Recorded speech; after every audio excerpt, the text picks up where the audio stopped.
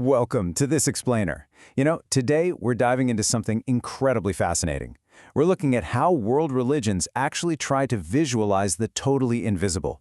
And even wilder, what happens when those ancient, deeply sacred practices slam right into our modern digital spaces? It's an absolute wild ride, so let's just get right into it. Think about the last time you walked into a massive cathedral, or maybe a temple, or a mosque. In our super secular modern world, it's really easy to just look at those intricate windows or designs and think, oh wow, what beautiful decoration. But honestly, that assumption totally misses the point. A stained glass window, a sweeping piece of Islamic calligraphy, or a serene Buddhist statue, these aren't just, pretty aesthetic choices. They are active, functioning tools. They're literally designed to help people pray, to teach really complex doctrines, and even to structure entire communities. It is essentially a physical language. So here's our roadmap for this explainer. First up, art as a religious language. Then, image prohibition and aniconism. Third, we'll look at how images live, focusing on icons and darshan. Number 4 is all about architecture and sacred objects. And finally, we'll wrap up with AI and digital image culture. All right, let's jump straight into Section 1, Art as Religious Language, Making the Invisible Visible. Think about this for a second. Religions deal with these massively abstract ideas, right? Things like salvation, enlightenment, or infinite divine revelation.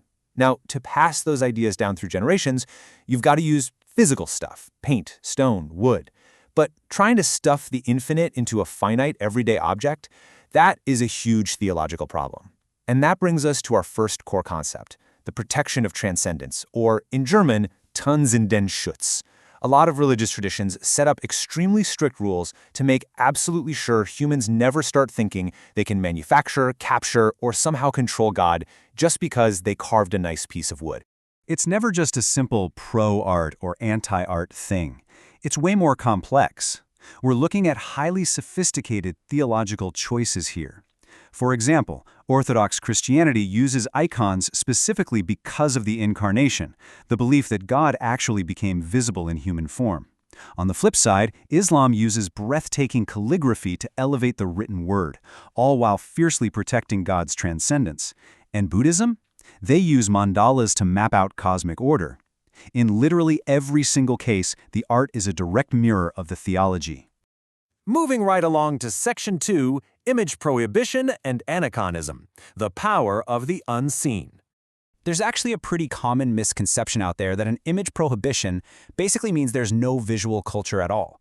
But actually, nothing could be further from the truth. The official term for this is acanonism, which is the traditional avoidance of figurative depictions of the divine, usually to prevent idolatry. But here's the absolute key takeaway. Removing the human figure doesn't just leave a blank space, not at all. It's a profound theological statement that completely shifts the visual focus onto things like text, geometry, and space itself. When you stack these arguments side by side, you really see two incredibly dedicated approaches to honoring the divine. The image-friendly arguments say, hey, visual art bridges the gap between complicated doctrine and a real, visceral, emotional experience. But then the image-critical arguments push back, warning that images actually risk reducing and humanizing the sacred, which can create a false, honestly dangerous sense of ownership over the divine. And, neither perspective is really right or wrong here. They are both just really serious, thoughtful attempts to show proper reverence. Just look at Islamic and Jewish traditions, where this aniconism leads to just spectacular bursts of creativity. Instead of painting a human face, Quranic verses are quite literally spatialized into breathtaking architectural art. In Jewish traditions, the physical Torah scroll itself becomes a deeply venerated object. It's dressed and adorned almost like royalty.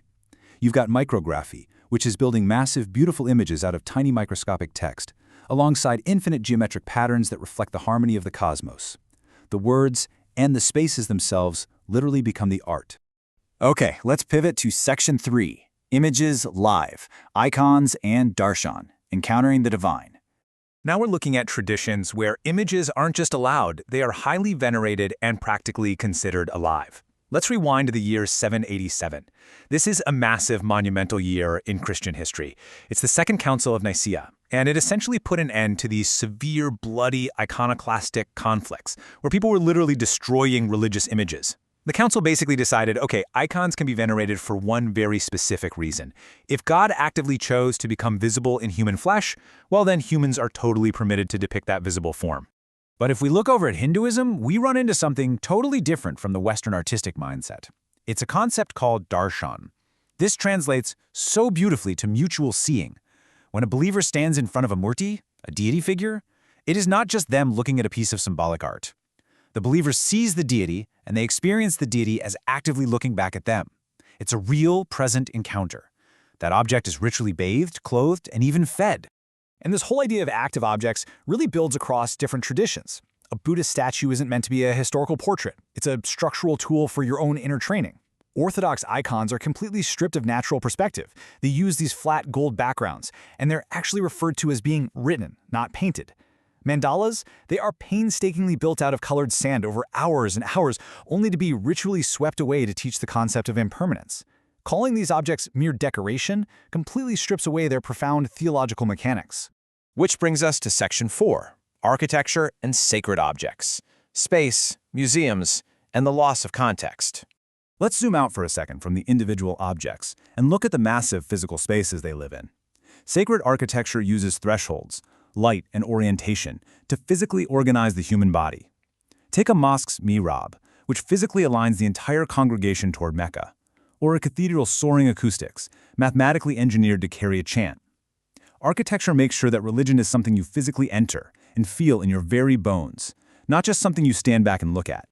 But of course, objects don't always stay in those sacred spaces, do they? An object usually starts out with its ritual creation and veneration. But historically, whether through colonial extraction, war, or global trade, it gets ripped right out of that original environment. Step 3, it ends up statically displayed in some museum.